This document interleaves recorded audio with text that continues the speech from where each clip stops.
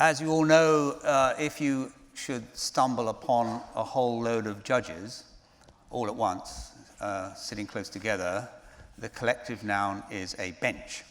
And I once had supper with a bench of judges, and out of their conversation and out of reading, dipping into a bound volume of judgments, I began my interest in judgments that get handed down in court as a literary form, really. And what it brought me to consider is the ways in which, especially in the family division, the family courts, these judgments, hardly read by anyone outside, even journalists only read the conclusions, really have staked themselves out in fiction's terrain. There's so much in common. Apart from being rather like short stories, characters set up, whole different points of view considered, they have, in their consideration of what is actually important in life, perhaps more in common with everyday problems and dilemmas than do the criminal courts. Whatever, I mean, for example, I read terrifying figures about gun ownership in the United States, but I don't think I know a single American who has a gun, or, you know, perhaps they just don't tell me. So it's that brought me to this, and I'm going to start just by, I'm going to read two shortish pieces, and the one I start with is at the very beginning of the book, and it therefore needs no setting up at all.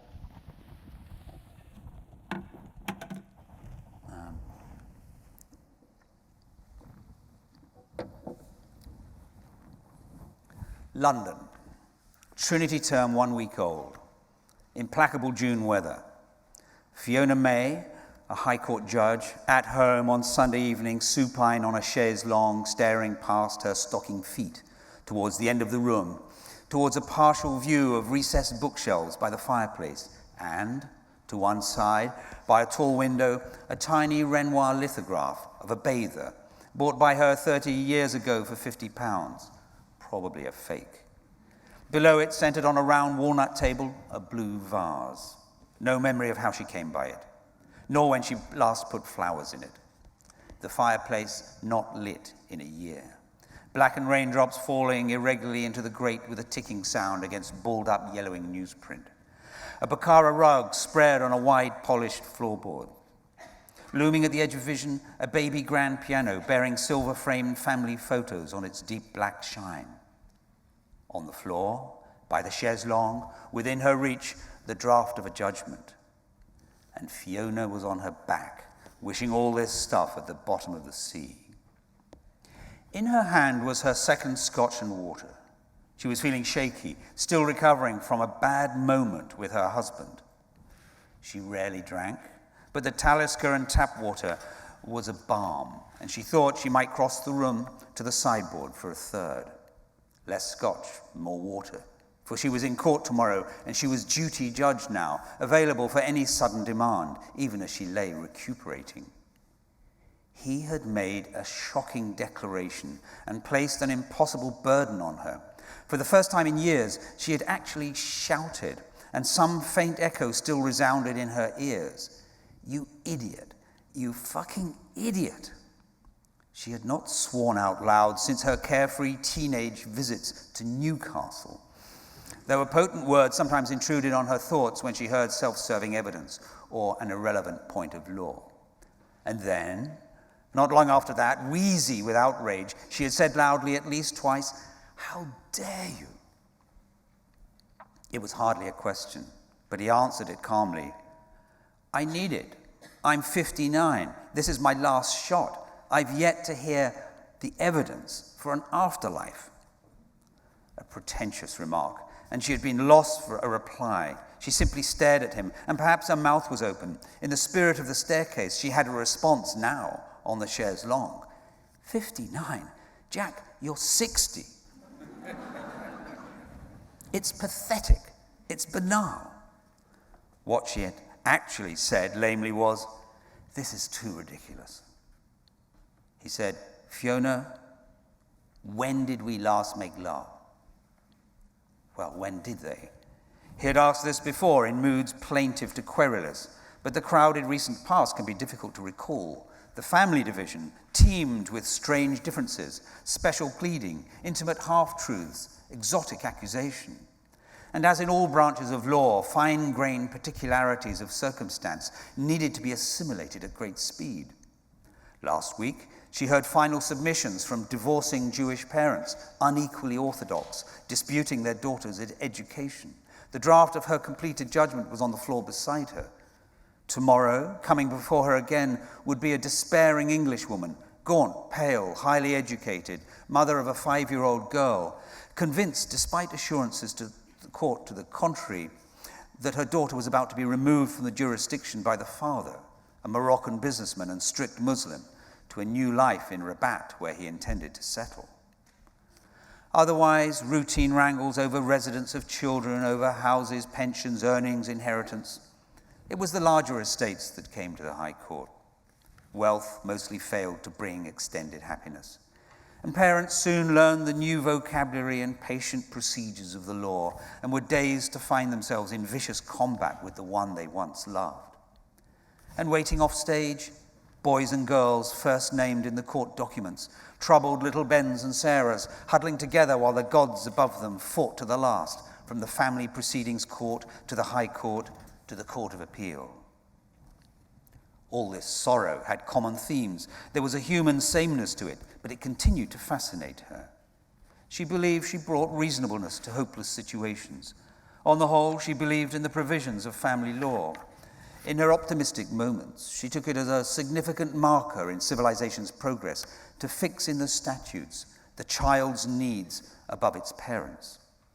Her days were full, and in the evenings recently, various dinners, something at Middle Temple for a retiring colleague, a concert at King's Place, Schubert, Scriabin, and taxis, tube trains, dry cleaning to collect, a letter to draft about a special school for the cleaning lady's autistic son, and finally sleep. Where was the sex? At that moment, she couldn't recall. She said, "I don't keep a record." He spread his hands, resting his case. She had watched as he crossed the room and poured himself a measure of scotch, the Talisker she was drinking now. Lately, he was looking taller, easier in his movements. While his back was turned to her, she had a cold premonition of rejection, of the humiliation of being left for a young woman, of being left behind, useless and alone. She wondered if she should simply go along with anything he wanted, then rejected the thought. He had come back towards her with his glass. He was not offering her a Sancerre, the way he usually did around this time. She said, "What do you want, Jack?" "I'm going to have this affair." "You want a divorce?" "No, I want everything the same, no deception." "I don't understand." He said, "Yes, you do. Didn't you once tell me that couples in long marriages aspire to the condition of siblings? We've arrived, Fiona. I've become your brother. It's cozy and sweet, and I love you, but before I drop dead, I want one big, passionate affair." Mistaking her amazed gasp for laughter, for mockery perhaps, he said roughly, "Ecstasy, almost blacking out with the thrill of it. Remember that? I want one last go, even if you don't. Or perhaps you do." She stared at him in disbelief. He said, "Well, there it is then." This was when she had found her voice and told him what kind of idiot he was. She had a powerful grip on what was conventionally correct. That he had, as far as she knew, always been faithful made his proposition all the more outrageous. Or if he'd deceived her in the past, he'd done it brilliantly. She already knew the name of the woman. Melanie. Not so remote from the name of a fatal form of skin cancer. She knew she could be obliterated by his affair with this 28-year-old statistician. She said, "If you do this, it'll be the end for us. It's as simple as that." "Is this a threat?" "My solemn promise." By then, she had regained her temper, and it did seem simple. The moment to propose an open marriage was before the wedding, not 35 years later. To risk all they had so that he might relive a passing sensual thrill When she tried to imagine wanting something like it for herself, her last fling would be her first. She could think only of disruption, assignations, disappointment, ill-timed phone calls, the sticky business of learning to be with someone new in bed, newly devised endearments, all the fakery. Finally, the necessary disentangling, the effort required to be open and sincere, and nothing quite the same when she came away. No, she preferred an imperfect existence, the one she had now. But on the chaise longue it rose before her the true extent of the insult, how he was prepared to pay for his pleasures with her misery. Ruthless. She had seen him single-minded at the expense of others, most often in a good cause. This was new. What had changed? He had stood erect, feet well apart as he poured his single malt, the fingers of his free hand moving to a tune in his head, some shared song, perhaps, not shared with her. Hurting her and not caring, that was new. He had always been kind, loyal and kindness, the family division daily proved, was the essential human ingredient. She had the power to remove a child from an unkind parent, and she sometimes did. But remove herself from an unkind husband when she was weak and desolate, where was her protective judge? Self-pity in others embarrassed her, and she wouldn't have it now. She was having a third drink instead. But she poured only a token measure, added much water, and returned to her couch. Yes, it had been the kind of conversation of which she should have taken notes. Important to remember, to measure the insult carefully. When she threatened to end the marriage, if he went ahead, he had simply repeated himself, told her again how he loved her, always would, that there was no other life but this, and that his unmet sexual needs caused him great unhappiness, that there was this one chance and he wanted to take it with her knowledge, and so he hoped her assent. He was speaking to her in the spirit of openness. He could have done it behind her back, her thin, unforgiving back. "Oh," she murmured, "that's decent of you, Jack." "Well, actually," he said, and didn't finish. She guessed he was about to tell her the affair had already begun, and she couldn't bear to hear it. Didn't need to. She saw it, a pretty statistician working on the diminishing probability of a man returning to an unbittered wife.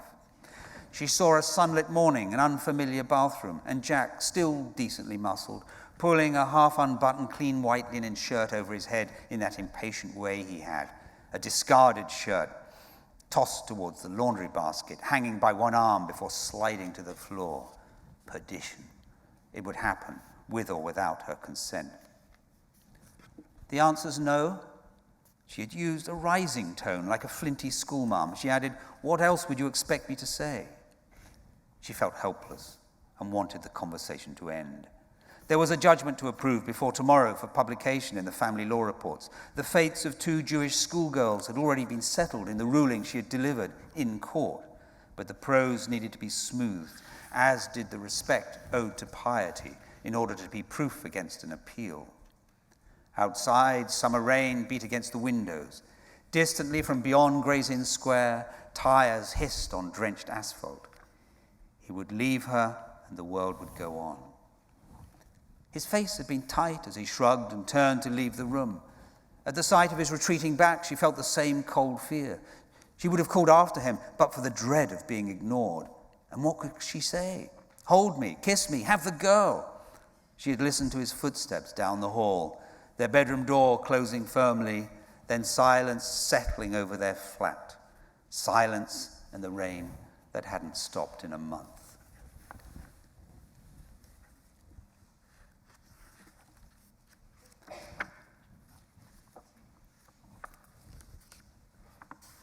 Nearly all the cases in this novel are based, although much displaced, but still based nevertheless on real cases. And here is one case that caught my attention. The difficulty the law sometimes finds itself in making a clear decision. And this, indeed, this case is what has troubled Fiona and rather made her repelled from the sensual life. All the horror and pity and the dilemma itself were in the photograph shown to the judge and no one else. Infant sons of Jamaican and Scottish parents lay top and tailed amid a tangle of life support systems on a pediatric intensive care bed, joined at the pelvis and sharing a single torso, their splayed legs at right angles to their spines, in resemblance of a many-pointed starfish. A measure fixed along the side of the incubator showed this helpless, all-too-human ensemble to be 60 centimeters in length.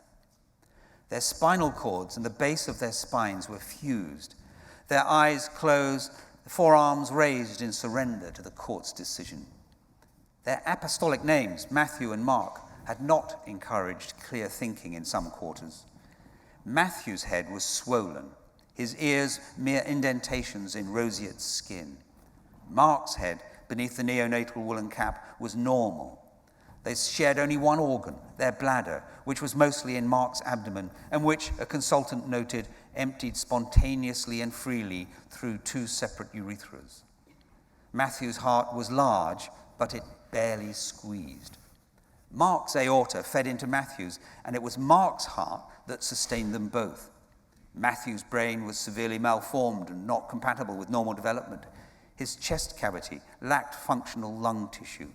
He had, one of the nursing staff said, not the lungs to cry with. Mark was sucking normally, feeding and breathing for both, doing all the work and therefore abnormally thin. Matthew, with nothing to do, was gaining weight. Left alone, Mark's heart would sooner or later fail from the effort, and both must die. Matthew was unlikely to live more than 6 months. When he died, he would take his brother with him. A London hospital was urgently looking for permission to separate the twins to save Mark, who had the potential to be a normal, healthy child. But to do so, surgeons would have to clamp, then sever the shared aorta, so killing Matthew, and then begin a complicated set of reconstructive procedures on Mark. The loving parents, devout Catholics living in a village on Jamaica's north coast, calm in their belief, refused to sanction murder. God gave life, and only God could take it away. In part, her memory was of a prolonged and awful din assaulting her concentration, 1,000 car alarms, 1,000 witches in a frenzy, giving substance to the cliché, the screaming headline. Doctors, priests, television and radio hosts, newspaper columnists, colleagues, relations, taxi drivers, the nation at large had a view. The narrative ingredients were compelling: tragic babies, kind-hearted, solemn and eloquent parents in love with each other as well as their children, life, love, death, and a race against time. Masked surgeons pitched against supernatural belief. As for the spectrum of positions, at one end were those of secular utilitarian persuasion, impatient of legal detail, blessed by an easy moral equation: one child saved, better than 2 dead. At the other stood those of not only firm knowledge of God's existence, but an understanding of his will. Quoting Lord Justice Ward, Fiona reminded all parties in the opening lines of her judgment. She said, "This court is a court of law, not of morals, and our task has been to find, and our duty is then to apply the relevant principles of law to the situation before us, a situation which is unique." In this dire contest, there was only one desirable or less undesirable outcome, but a lawful route to it was not easy. Under pressure of time, with a noisy world waiting, she found in just under a week and 13,000 words a plausible way. Or at least the Court of Appeal, working to an even harsher deadline on the day after she delivered her judgment, seemed to suggest she had. However, there could be no presumption in law that one life was worth more than another. Separating the twins would be to kill Matthew. Not separating them would, by omission, kill both. The legal and moral space was tight, and the matter had to be set as a choice of the lesser evil. But still, the judge was obliged to consider what was in Matthew's best interests. Clearly not death. But nor was life an option. He had a rudimentary brain, no lungs, a useless heart, was probably in pain, and condemned to die, and soon. Fiona argued in a novel formulation which the Court of Appeal accepted that Matthew, unlike his brother, had no interests. But if the lesser evil was preferable, it might still be unlawful. How was murder, cutting open Matthew's body to sever an aorta, to be justified? Fiona rejected the notion urged on her by the hospital's counsel that separating the twins was analogous to turning off Matthew's life support machine, which was Mark. The surgery was too invasive, too much of a trespass on Matthew's bodily integrity to be considered a withdrawal of treatment. Instead, she found her argument in the doctrine of necessity, an idea established in common law that in certain limited circumstances, which no parliament would ever care to define, it was permissible to break the criminal law to prevent a greater evil. She referred to a case in which men had hijacked a plane to London, terrorized the passengers, and were found innocent of any crime because they were acting to avoid persecution in their own country. Regarding the all-important matter of intent, the purpose of the surgery was not to kill Matthew, but to save Mark. Matthew, in all his helplessness, was killing Mark, and the doctors must be allowed to come to Mark's defense to remove a threat of fatal harm. Matthew would perish after the separation, not because he was purposefully murdered, but because on his own he was incapable of flourishing. The Court of Appeal agreed, the parents' appeal was dismissed, and 2 days later, at 7 a.m, the twins entered the operating theatre. The colleagues Fiona valued most sought her out to shake her hand or wrote her the kind of letters worth saving in a special folder. Her judgment was elegant and correct, was the insider's view. Reconstructive surgery on Mark was successful, public interest faded and moved on, but she was unhappy, couldn't leave the case alone, was awake at nights for long hours, turning over the details, rephrasing certain passages of her judgment, taking another tack. Or she lingered over familiar themes, including her own childlessness. And at the same time, there began to appear in small pastel envelopes the venomous thoughts of the devout. They were of the view that both children should have been left to die and were not pleased by her decision. Some deployed abusive language. Some said they longed to do her physical harm, and a few of those claimed to know where she lived. Those intense weeks left their mark on her, and it had only just faded. What exactly had troubled her? Her husband's question was her own, and he was waiting for an answer now. Before the hearing, she had received a submission from the Roman Catholic Archbishop of Westminster. In her judgment, she noted in a respectful paragraph that the Archbishop preferred Mark to die along with Matthew in order not to interfere with God's purpose. That churchmen should want to obliterate the potential of a meaningful life in order to hold a theological line did not surprise or concern her. The law itself had similar problems when it allowed doctors to suffocate, dehydrate, or starve certain hopeless patients to death, but would not permit the instant relief of a fatal injection. At nights, her thoughts returned to that photograph of the twins and the dozen others she had studied, and to the detailed technical information she had heard from medical specialists on all that was wrong with the babies, on the cutting and breaking, splicing and folding of infant flesh they must perform to give Mark a normal life, reconstructing internal organs, rotating his legs, his genitals and bowels through 90 degrees. And in the bedroom darkness, while Jack at her side quietly snored, she seemed to peer over a cliff edge. She saw in the remembered pictures of Matthew and Mark a blind and purposeless nullity. A microscopic egg had failed to divide in time due to a failure somewhere along a chain of chemical events, a tiny disturbance in a cascade of protein reactions. A molecular event ballooned like an exploding universe out onto the widest scale of human misery. No cruelty, nothing avenged, no ghost moving in mysterious ways, merely a gene transcribed in error, an enzyme recipe skewed, a chemical bond severed, a process of natural wastage as indifferent as it was pointless, which only brought into relief healthy, perfectly formed life, equally contingent, equally without purpose. Blind luck to arrive in the world with your properly formed parts in the right place, to be born to parents who were loving, not cruel, or to escape by geographical or social accident, war or poverty. and therefore to find it so much easier to be virtuous. For a while, the case had left her numb, caring less, feeling less, going about her business, telling no one. But she became squeamish about bodies, barely able to look at her own or Jack's without feeling repelled. How was she to talk about this?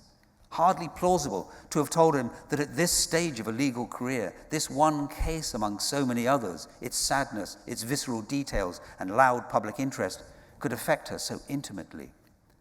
For a while, some part of her had gone cold, along with poor Matthew. She was the one who had dispatched a child from the world, argued him out of existence in 34 elegant pages. Never mind that with his bloated head and unsqueezing heart he was doomed to die. She was no less irrational than the Archbishop, and had come to regard the shrinking within herself as her due. The feeling had passed, but it left scar tissue in the memory, even after 7 weeks and a day. Not having a body, floating free of physical constraint, would have suited her better.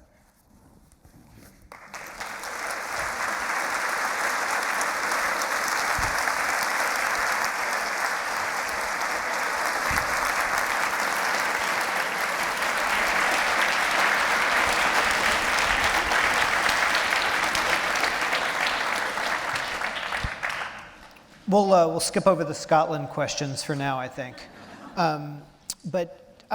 Just to start, can you tell us a little bit about how you came to write this book, the story, the law and religion, these issues that you're writing about? Well, as I said, I was actually at supper with some judges. And I was intrigued. It would have been impolite to take notes, but I sat listening, very, really fascinated by the fact that they had all read each other, and that they were rather teasing of each other's judgments and conclusions, and they praised each other, and they were ruthless about certain judges who were foolish enough to be absent. And I thought they rather resemble novelists, in that last respect, at least. And at one point, one of the judges, our host, in order to settle some point of dispute, reached up to the shelves and pulled down a volume of his own judgments, a big bound volume. And a little later I had it on my lap and I started to read it. And that really was the beginning of my fascination in judgments. And he was a friend, and he started to talk about some of his cases prompted by me.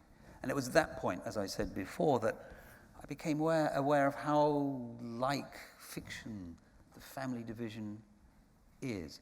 And by the way, I think there's a distinct difference. In the States, the family division doesn't deal with such a wide range. It deals with, I think, divorce or children.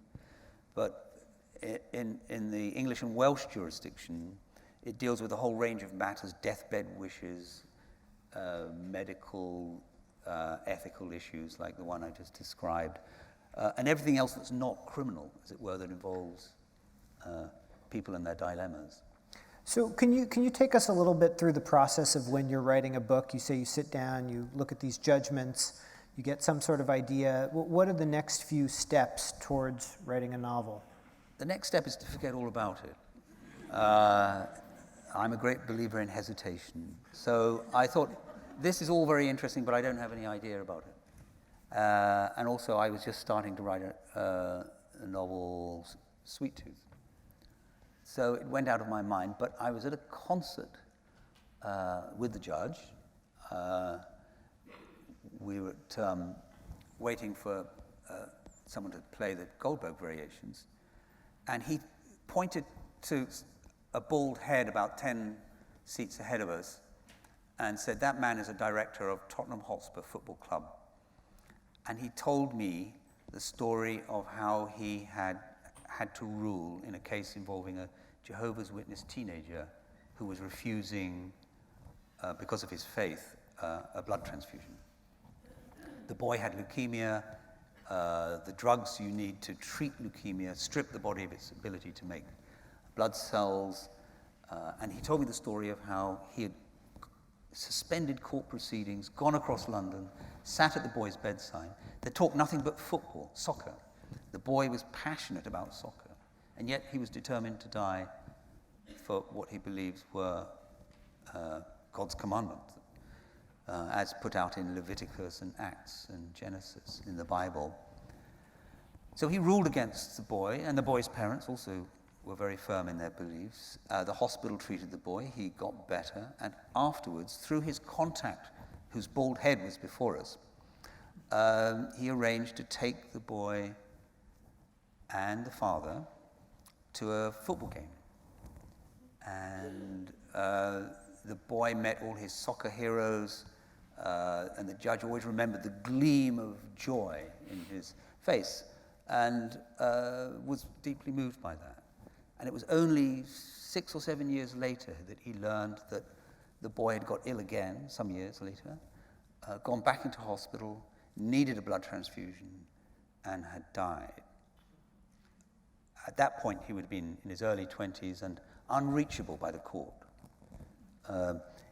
In American, as in British law, as in English and Welsh law, to treat a patient against their will is criminal assault. So if someone refuses treatment, then hospitals have to respect that. They can't go to the court except if it's a minor, a child. And even as my friend was halfway through that anecdote, I already saw the whole of a short novel right there. And I knew that everything would have to change. There'd be no soccer. Much would have to be transformed. But it just contained both love and tragedy that it seemed to me to suggest a certain form of a novel. When you heard this story, what was your emotional reaction, at least to what the judge had done? Well, what he'd done, you mean in terms of ruling against the parents' wishes? Yeah. I think it's the only rational thing a court can do. I think the law takes the view, and I think it's a sensible one, that it's fine for adults to make themselves martyrs to their religion, but children shouldn't be made to be martyrs for their parents' religion, even if they claim it as their own religion. So courts generally, and I've looked at cases right across the Anglophone world where there's common law, and it happens a lot here too, courts will generally give hospitals permission to treat a child against the parents' wishes. When that child is a minute past the age of 18, that person will take their own decision. So this seemed to me a point where we're looking at a rift between the secular imagination and some aspect of the religious faith. But it happens quite a lot, I was to discover in my researches, that children whom the courts had intervened to save then went on to allow themselves to die when they had the power to do so. This book is another one of your books with a female protagonist, and I was just wondering about writing a female protagonist, in what way that might be different from writing a male protagonist. I guess you get to avoid the question of, is the protagonist just a version of you, which is the most annoying question writers get asked. Yeah, well, it still could be true, though.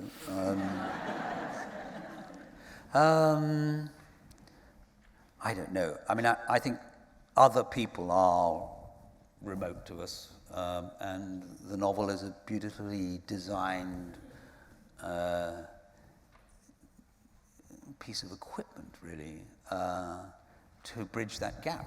And other men are as remote to me as other women, in a way. So the business of the novel is to take us into other minds. In this case, there was never any question of it, because I wanted the judge to have some strong, unstated bond with the boy when she goes to cross London, leaving the court waiting, cross London to sit at his bedside.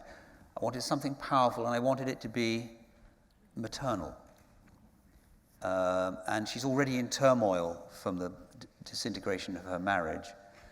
And she will see, but she won't actually even understand fully for herself in the boy, the child that she never had. So for that reason, I mean, I could have reversed all that. I could have made the boy a girl. I could have had the judge a man. But somehow, childlessness for men is not such a powerful issue. There is an asymmetry there. So that was never a point of difficulty for me. It always had to be a female judge.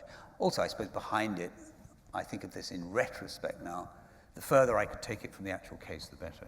Right. Yeah, no, that makes sense.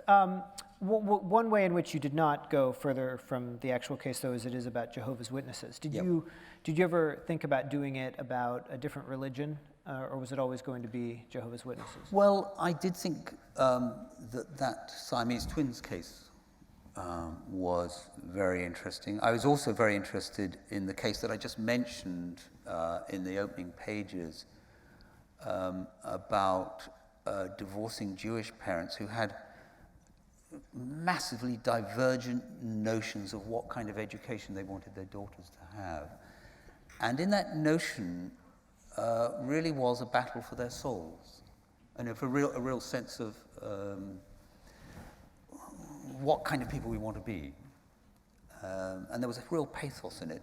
So I toyed with that and there were various others. The businessman who removed the daughter from the jurisdiction also had about it a great deal of pathos. All the ones I decided against, I still managed to include in the novel, sometimes in passing. So when you're writing a book, what is your process? Like, do you do it a certain time of day? How does it? I thought you'd ask me that. I try to turn up somewhere between 9 and 10 o'clock, maybe with a second cup of coffee in my hand. It really depends. The first third of a novel I find extremely difficult. It's always full of doubt, hesitations, wondering if this is the right way. It's like if you were building a wall, if you haven't got the first 2 or 3 courses straight, the rest of the wall is going to fall on you. And if you haven't got the sort of fundamentals right in a novel, you can't proceed with the kind of ease you need to push the thing through to conclusions. So I'm very, very tentative, and it's much harder it's messier, my day. I'll get frustrated and go for a walk around the garden or get distracted. I mean, turning off the attractions of the internet is very important. The emails, the phone, and so on. Do you find that emails and the internet have altered your process at all since they came along? I started writing in 1970, and I honestly think in Western civilization, solitude was more achievable then. It was easy. Your morning might be disturbed by the soft sound of an envelope coming through the door and landing on the doormat. The phone would ring, I suppose, but that was easy to turn off. The phone wasn't as interesting as the internet. That's the point.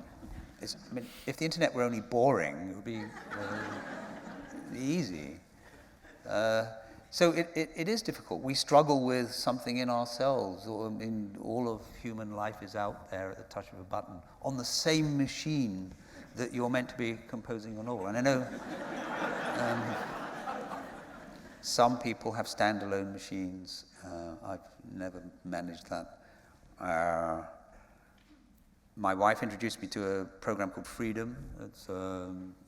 You set the time in it, and it won't allow you to go on the internet for several hours. But if you turn the computer off and reboot it,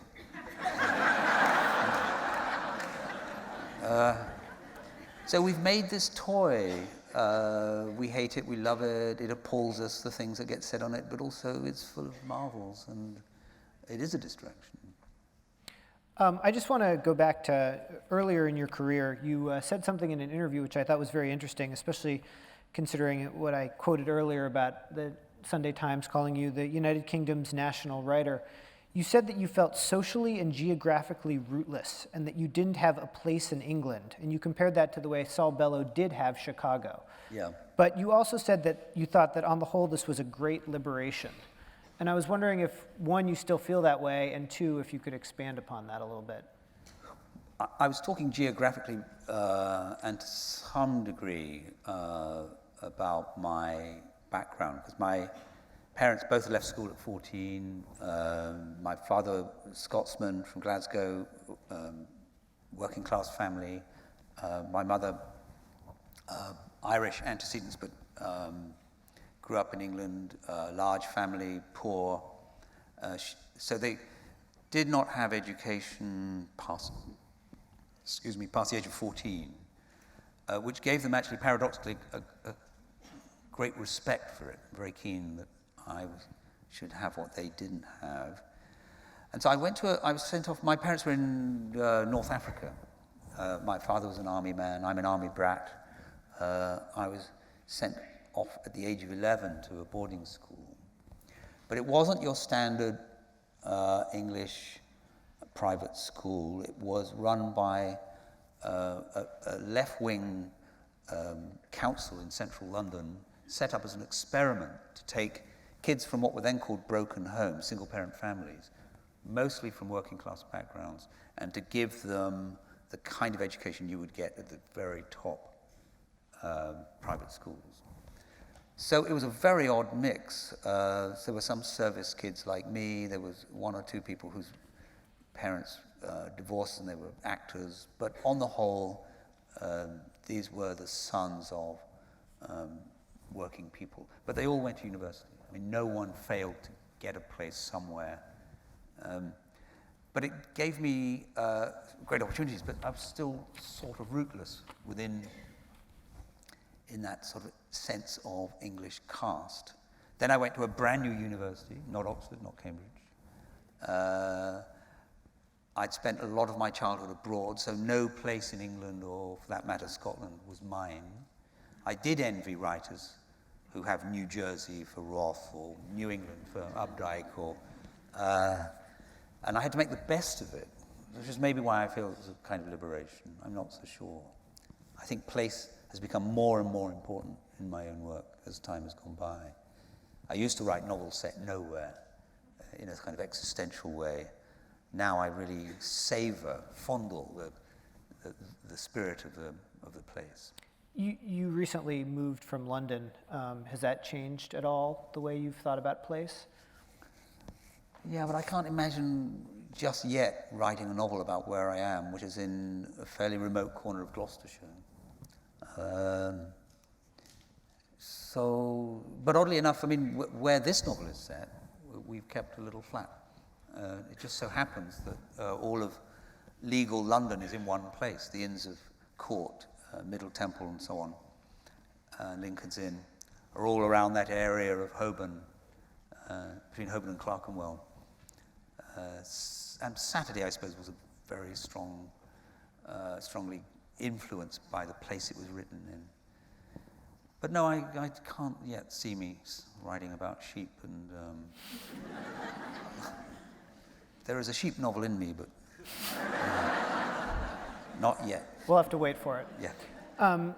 Your friend Martin Amis said something which he said that when he looked at his writing from the 1970s, he said that he thought there was a certain energy to it that his writing today lacked. And he thought that this was true of a lot of writers in their 60s, but he said at the sentence level, he thought his writing today was much stronger. Oh, so he was disparaging his early work, you mean? Well, it depends how you interpret it. Which way round is it? He prefers his present work? Well, no, he said the sentence level it's better, but it's absent a certain energy. Oh, so I it's, see. you know. Right. Well, we did a podcast together, and he said he never looks at his early stuff.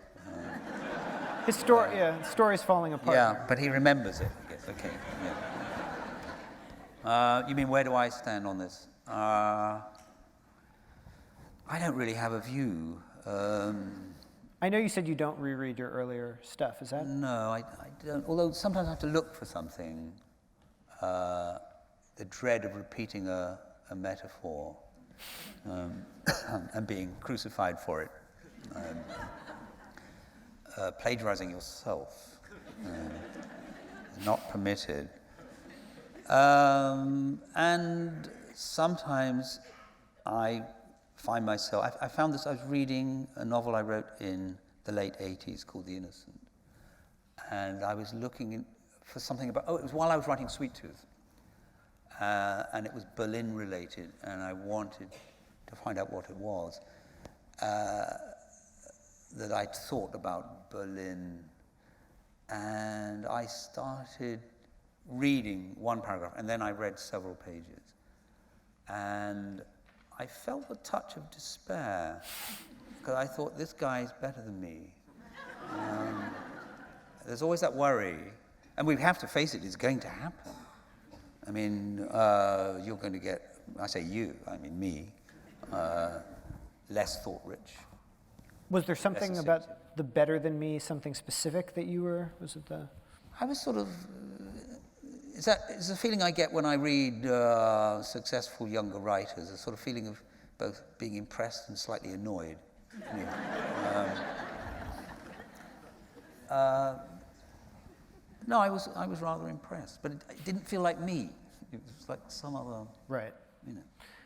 Speaking of that, are there younger writers now that you're reading and impressed by particularly? Writers that annoy me? Yes. Actually, when I get into these lists of writers, I always feel I'm going to offend. I tell you the last novel that I really liked by someone who's still in his early to mid-30s, German writer, Daniel Kehlmann. Introduced him by Zadie Smith. They're about the same age, both remarkably talented.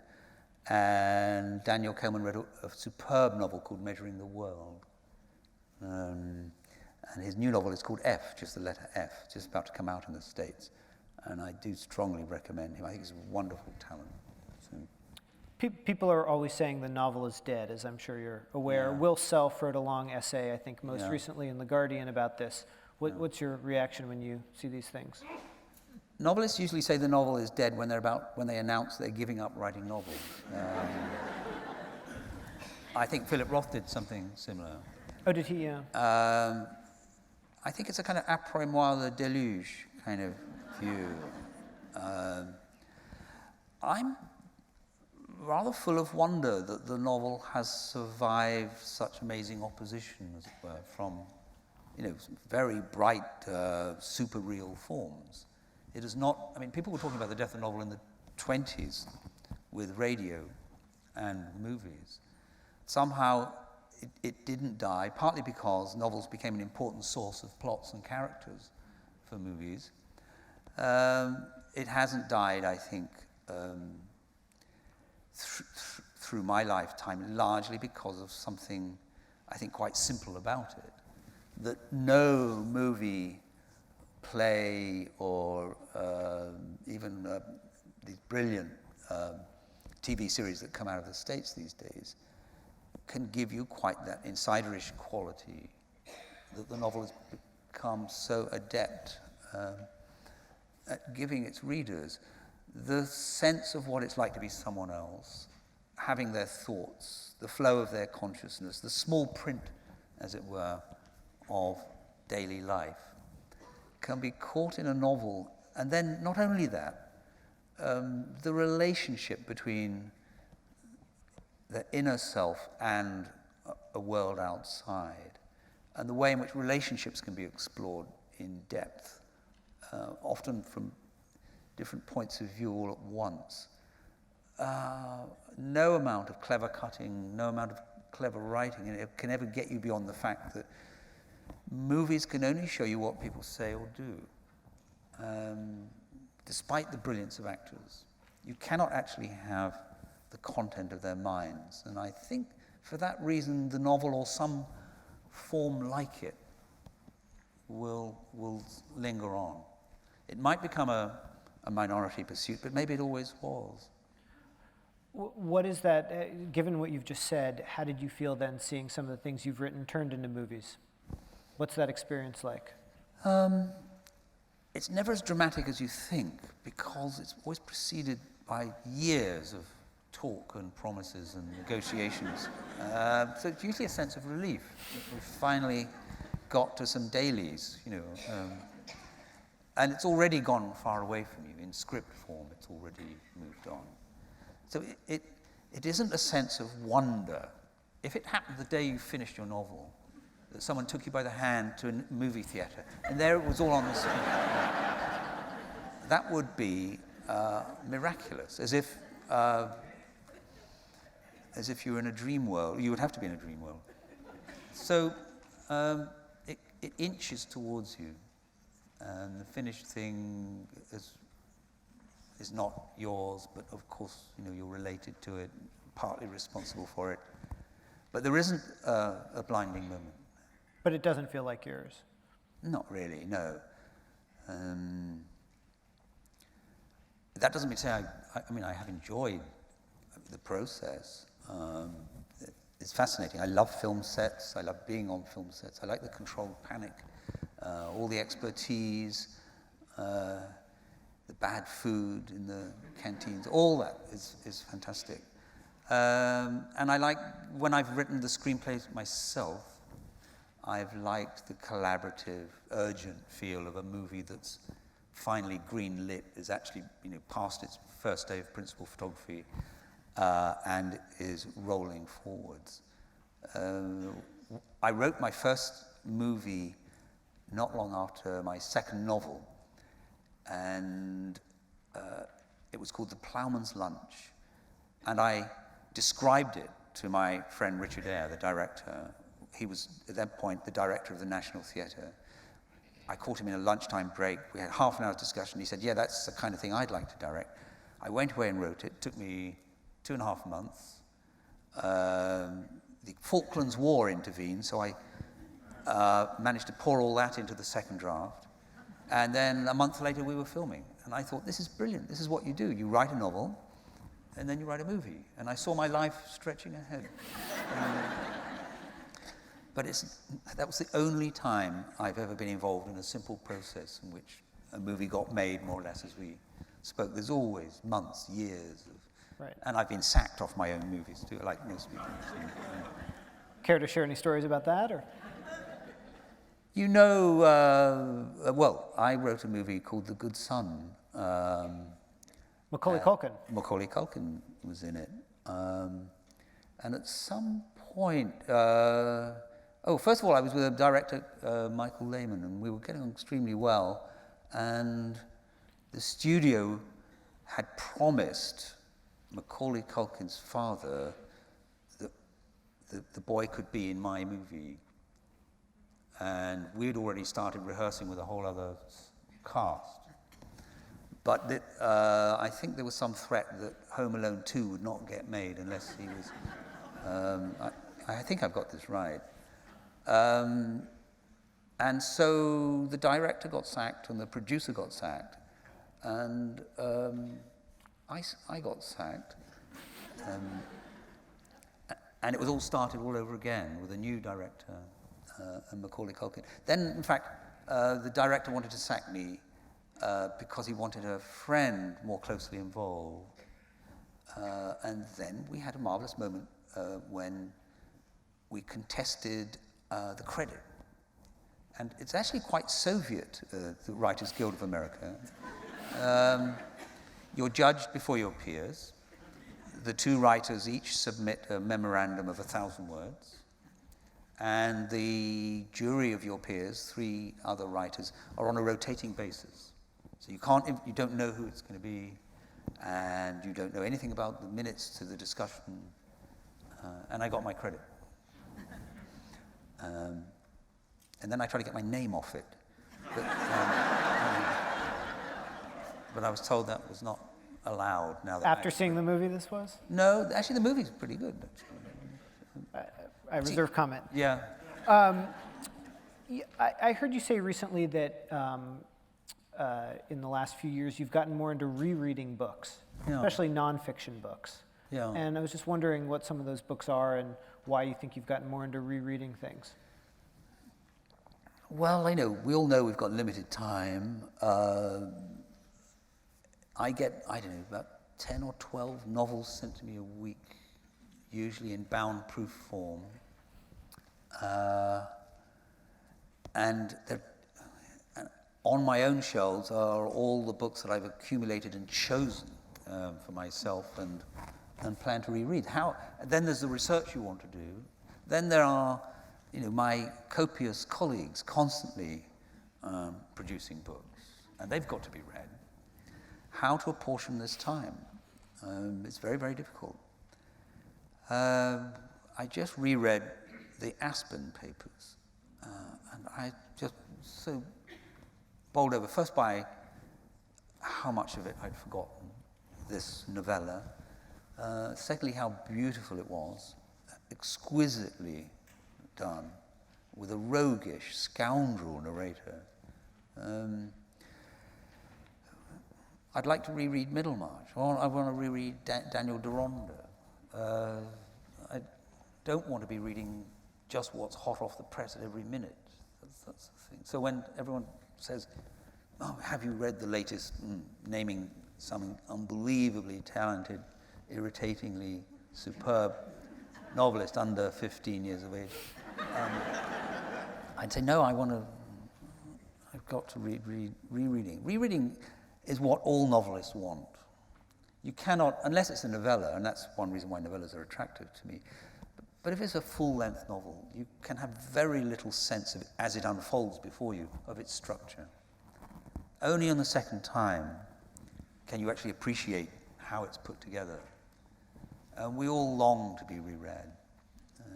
So that's the service I, as a reader, want to do certain writers. I was going to ask a Scotland question, but I want to ask it just in the sense of the vote is this week. It looks like it's going to be very close, and I was just wondering, aside from your own opinions on it, just if you think the closeness and some of the uproar about it there's something going on in the United Kingdom today that would be interesting to Americans, why it's so close and why there's such a furor over it. Well, imagine if you were having a referendum in which you're about to lose 1/3 of your landmass. Depends which third. That would be about 50. You mean you want to see California go? Okay.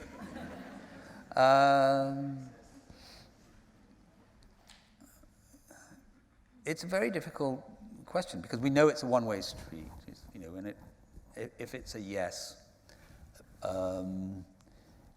there's going to be a long process of disentangling. I mean, this union is over 300 years old, 1707.